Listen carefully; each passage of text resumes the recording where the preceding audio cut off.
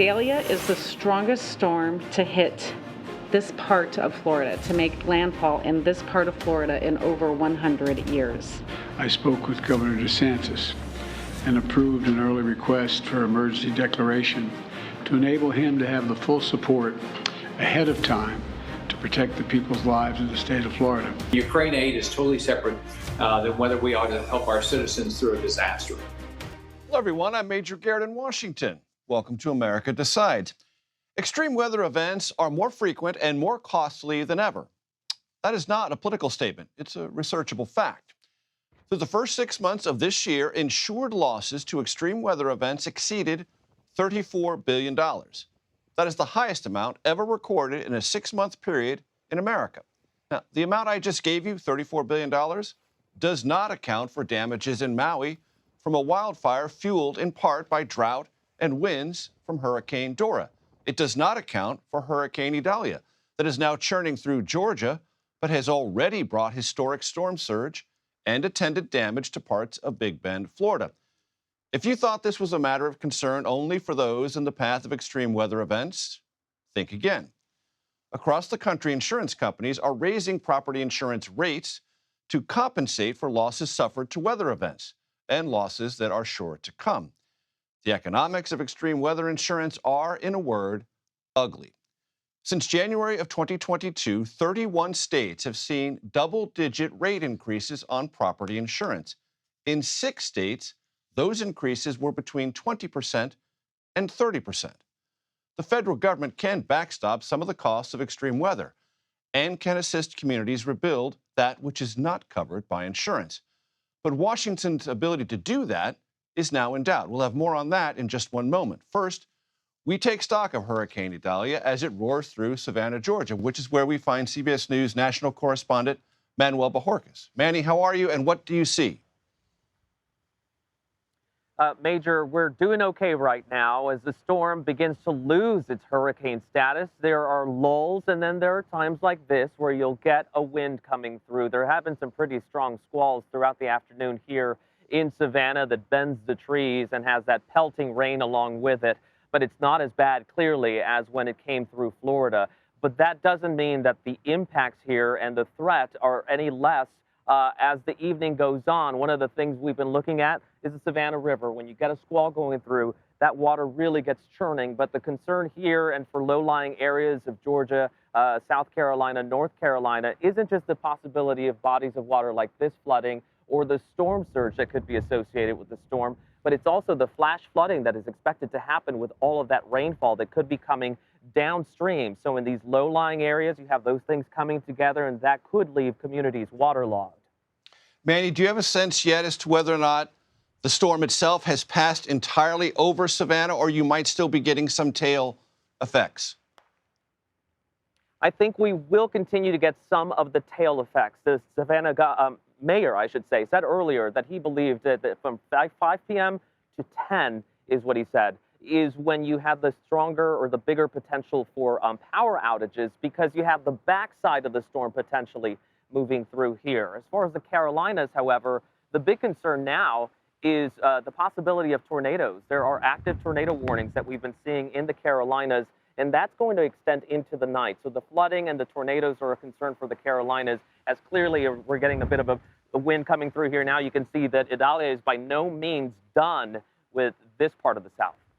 And I want to go back to something you mentioned initially, Manny, because I think it's important. Even when it passes, there will be rain elsewhere, and the flow of that rain will come to areas that may already be saturated, raising flooding risks. Do I have that correct? That's correct. And the real risk to people who decided not to evacuate some of these low-lying areas or barrier islands is that if you have a flooded road and you need help, well, they may not be able to get to you. And those are, lagging effects that can happen after the storm. And overpasses and bridges currently shut down in this area because of the winds. So people at this point, the window to kind of get to higher ground is closed. So you're really hoping that it continues to move and move quickly. On the scene for us in Savannah, Georgia, Manuel Bojorquez, thank you so much. The federal government is responding, of course, to Hurricane Idalia as it tears across the southeast. President Biden spoke earlier today about the administration's efforts. I let each governor I spoke with know if there's anything the states need right now, I'm ready to mobilize that support. I want to bring in our CBS News senior White House and political correspondent, Ed O'Keefe, who joins us from the North Lawn of the White House. Ed, summarize what's going on at the White House and the president's remarks, not just about this hurricane, but ongoing efforts to assist those still trying to recover from the wildfire in Maui. Well, Major, good to be with you. That was actually set to be the focus of a big meeting the president had this afternoon with members of his cabinet and the leaders of FEMA, the ongoing federal response to the search and rescue and cleanup in Maui. But in the last several days, when they saw the forecast, they realized this would also become a meeting about plans to respond to just the latest hurricane to hit the southeast. And so this afternoon, he spent a good chunk of time with the FEMA administrator, with the defense secretary, the Homeland Security secretary, even the chairman of the Joint Chiefs of Staff, among others, here at the White House to discuss what they're doing in Hawaii to help rebuild Maui, specifically the Lahaina region, and then how they're anticipating the cleanup will go in Florida, parts of Georgia, and the Carolinas. The president also today speaking with the governors of all of those states, Florida, the Carolinas, and Georgia, emphasizing that the federal government's there for them. The FEMA administrator is headed to Florida tomorrow to meet with Ron DeSantis, someone the president has spoken with at least twice this week. Notable, of course, because DeSantis has left the campaign trail for the state capitol and other parts of Florida to focus on his day job, even while he's trying to get Joe Biden's job.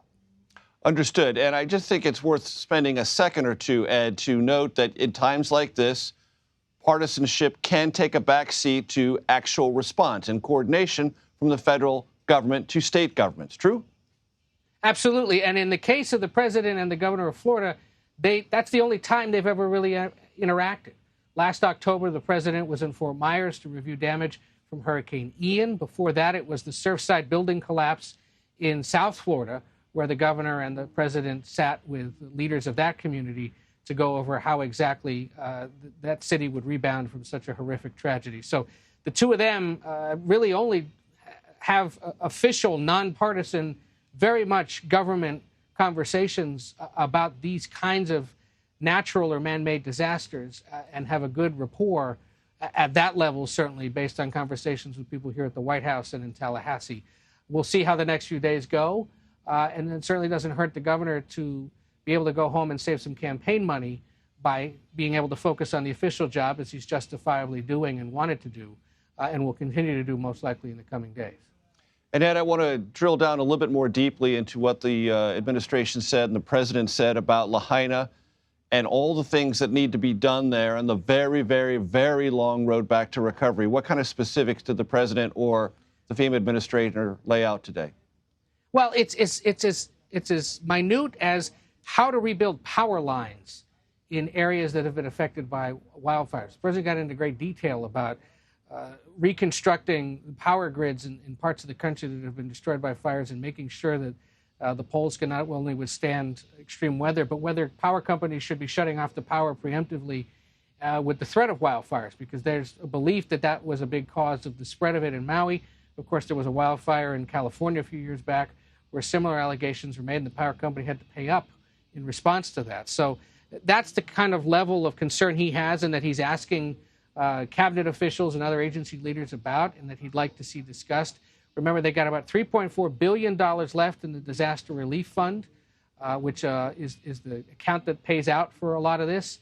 FEMA has made clear everything that Maui needs, everything that Florida, Georgia, and the Carolinas needs will be paid for, either with that money or with the likely billions of dollars more yet to come once Congress gets back and replenishes that fund, as often has to happen at about this point in a fiscal year when hurricanes start to hit and the money has to get spent. And very quickly, Ed, on that replenishment of that FEMA account, it is tied to requests from the president to Congress for Ukraine aid and for disaster relief. What's the White House position on the likelihood of getting both in one package? Well, and also border security funding yes. as well, on top of everything else. So it's the Ukraine and border security elements of about a $40 billion supplemental request that's going to be the subject of a lot of debate amongst Democrats and Republicans when they get back. But on disaster relief funding, that should move rather quickly. So let's see if there's a conversation about dividing the two and moving them separately. Disaster funding on its own, then the Ukraine and border security money and other things.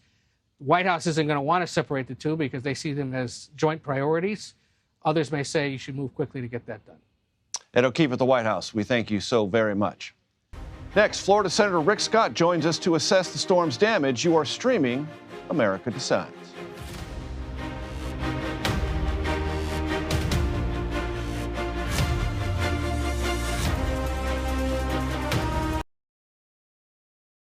We're going to continue to work through this over these next days, weeks, and a hurricane of this magnitude, you're talking about months. This is going to be the largest storm in history, I do believe, to hit the Big Bend region. So we've already had to rescue a number of people that have driven into water they can't see through.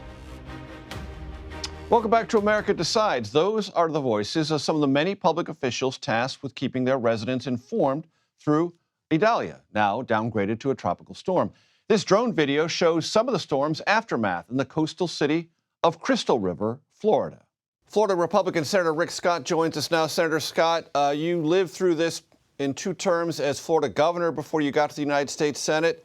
Based on your experience, how would you assess the magnitude of this storm so far? Well, this storm surge is unprecedented, especially where it hit. Big Bend area, which is a low-lying area, 10-plus feet of storm surge. This is just unprecedented.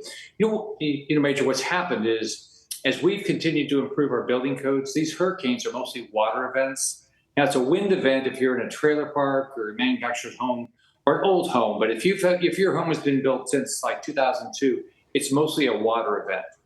But these storm surges, we saw it last year with Ian. We saw it when I was governor with Michael, Irma. That's what kills people. So my job is to do everything I can to get people to evacuate and stay alive. And how would you assess the Biden administration's response so far in coordination with Florida officials? Well, I've talked to the Secretary of Homeland Security. I've talked to the administrator at FEMA, and there's a new person running the Southeast for FEMA. My experience with FEMA as governor and in the Senate has been very, very, very positive. There's a new person running the Southeast, which covers Florida. I think they're going to do their job. We've got to make sure they have all the resources from Congress. But I think FEMA does an unbelievable job. They show up. They try to do the right thing. Now it's like everything. You've got to work with people to get things done. But my experience has been very positive. I think they'll do a great job with this. There's a sense from those of us a good distance away, Senator, that this storm moved faster than expected, and therefore it wasn't as damaging as maybe originally feared. Is that premature, or should we wait to see exactly what happened and what the damage actually is? I think it's premature because here's what we know. We did have the storm surge. That's devastating. That's going to kill you. That's going to tear down structures. It's going to really hurt them. But the going fast, what that means is we're not going to get as much rain. We're still seeing, if you see all the things on the news, we're still seeing a lot of flooding. I spent the last 2 days traveling the state, getting people to evacuate. I'm going to continue to travel the next few days to make sure we get the message out that that you got to stay away from down power lines. Don't drive into standing water. You're going to be probably without power for a while, maybe without water. So hopefully, everybody can work together. If you don't know how to use a generator, you don't put those in your house. Don't do it. If you don't know how to use a chainsaw, be very careful with those. So our water's saturated, so there's going to be some trees falling. So you got to be really careful out there. As you well know, Senator, part of what the federal government can do depends on how much money it has with which to do it. You have proposed legislation to be considered this September, about $11.5 billion, as I understand it, to buttress the FEMA Disaster Allocation Fund. What are the prospects for that legislation? What are you hopeful will happen? What do you believe will happen when Congress gets back in September? Well, I'm hopeful that on a bipartisan manner we can get this done quickly.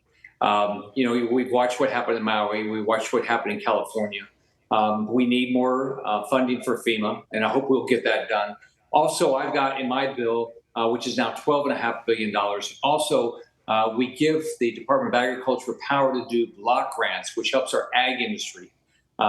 We did that in the past, but the Department of Ag thinks we need to have a bill to do that. On top of that, historically, we've given people write-offs for their hurricane damage. And so I hope we'll continue to do that in a bipartisan manner going forward. And there's a conversation going on, Senator, among Republicans about whether or not this particular legislation will be considered with the Ukraine request from the president or without. What is your preference? What do you believe is the most politically swift way to approach this? I think it needs to be separate. I mean, Ukraine aid is totally separate than whether we ought to help our citizens through a disaster. My experience with the disasters is the federal, state, and governments work well together. It's a time of crisis. So I hope we'll do the same thing with this, and I hope next week we can get this passed. I want to bring up something that happened today unrelated to the events in Florida, Georgia, and South Carolina, Senator Scott. It appeared at an event in Kentucky, the Senate Republican leader Mitch McConnell froze yet again in public. Have you seen that video, and what degree are you concerned about the senator's health and his ability to continue to lead Republicans in the Senate? I've not seen it. I've heard about it. I hope Senator McConnell is healthy. I hope he's completely healthy, comes back with all of us on Tuesday, and continues to be an active senator and leader, Republican leader.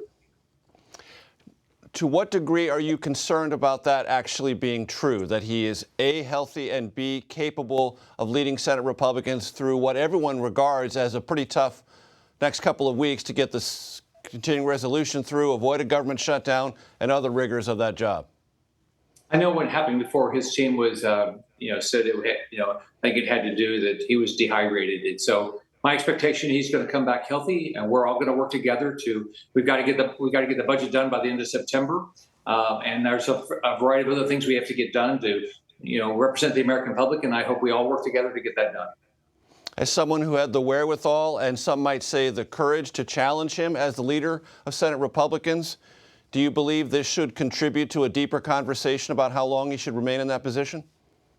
I expect he'll continue to be Republican leader through this term, and we'll have another election at the after the 2024 elections. So, in your mind, no need to revisit him as leader of the Republicans until at least 2024. Look, my belief is he's going to come back. He's going to work hard. Very good, Senator Rick Scott of Florida. Good luck to you, and thanks for the time. Thanks, Major. Pray for everybody in Florida. Coming up, whether we like it or not, just about everything is politically charged leading up to the 2024 election, even the weather. We'll break down how Florida Governor Ron DeSantis' response to the tropical storm Idalia could impact his ongoing presidential campaign. We're streaming America Decides.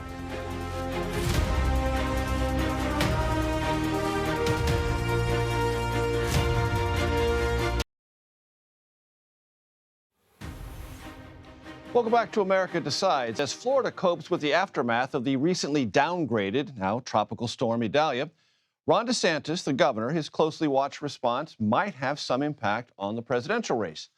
The governor flew from Iowa to Florida over the weekend, and he temporarily paused his 2024 campaign to manage storm preparations and whatever recovery might be needed. Idalia is the second major hurricane to hit Florida in the last 2 years.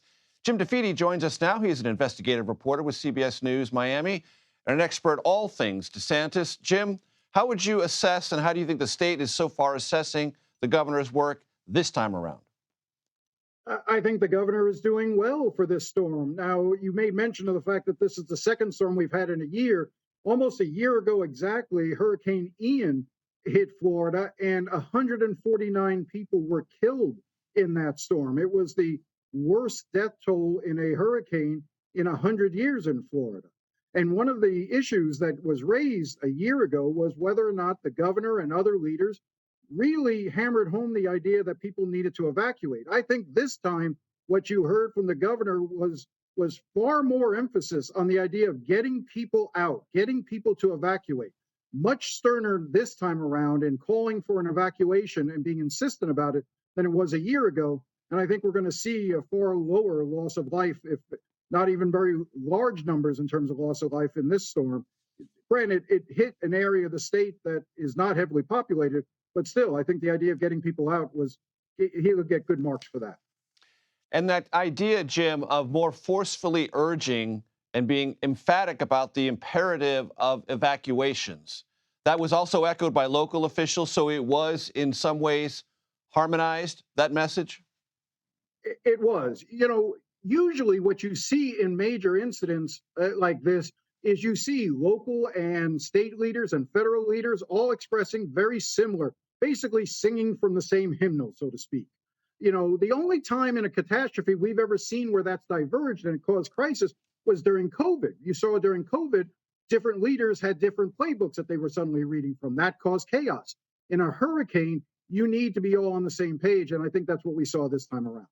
Jim, to what degree in Florida and in the political construct that Florida finds itself in now, does the debate about climate change and its influence on extreme weather events matter? Is it even relevant right now? Is it part of the ongoing back and forth between the two parties or not at all? No, I think it definitely is. I think you saw that in that first Republican debate. I mean, they tried to ask Ron DeSantis a question when it came to whether or not the effects that man has on changing climate. And you saw how he sort of ducked and weaved and avoided answering it. I think it's going to be a question he's going to have to find a much better answer for going forward. Now, he's never been a climate denier. It's just that he doesn't seem to want to engage in the conversation of what should be done as a result of man's influence on the environment. I think that's where he sort of tries to avoid any real discussion. I think that when he gets back on the campaign trail, and from what I'm hearing, we can probably expect him back in about 7 to 10 days on the campaign trail because the storm was not as bad. If it had been the storm from a year ago, I think he probably would have been off the trail for 4 or 5 weeks or longer. So I think this time he'll be out for about a week or so and get back. And this is going to be one of those questions he's going to get asked. Jim, because you were good enough to raise it, I want to play for the audience that asked question and the governor's response about climate change in that first Republican presidential debate. Do you believe in human behavior is causing climate change? Raise your hand if you do. Look, we're not school children. Let's have the debate. I mean, I'm happy to take it to start. Alexander, so do you want to raise your hand or not? Jim, as you well know, that reference to Alexander was the person who posed the question, then asked by the Fox moderators. How did that land in Florida, and how did it land within the confines of those who in that state are closely watching whatever remains of the governor's campaign for the Republican presidential nomination?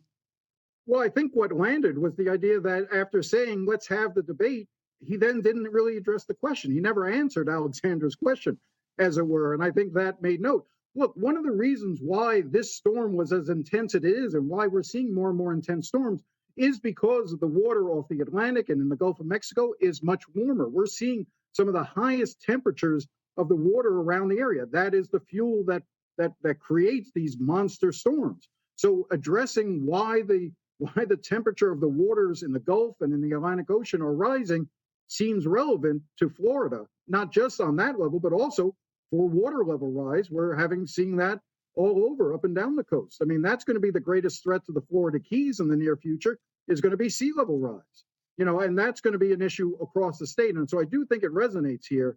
I'm just not sure that it gets as much attention as it needs, but every time there's a storm, just like every time there's a school shooting, we talk about gun control, and every time there's a storm, we'll talk about climate change, but whether or not something happens, we'll have to wait and see. With powerful perspective always, Jim DeFede, thank you so much. Thank you. That does it for today. You can stream America Decides Monday to Thursday at 5 p.m. Eastern. You're streaming CBS News.